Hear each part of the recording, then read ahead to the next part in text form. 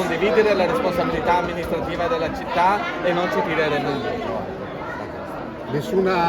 Magari un assessorato che desiderate particolarmente?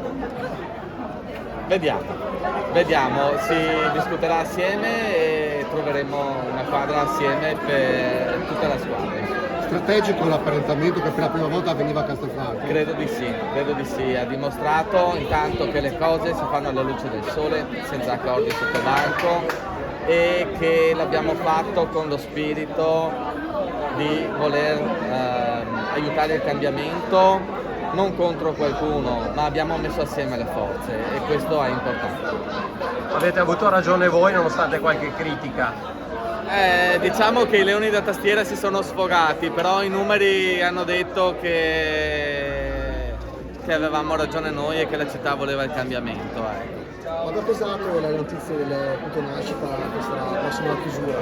Non lo so, non faccio statistica, quindi non lo so, non ne ho la benché minima idea. Io penso che la gente abbia valutato la campagna elettorale, abbia valutato le proposte e abbia valutato anche la trasparenza con cui abbiamo deciso di unire le forze.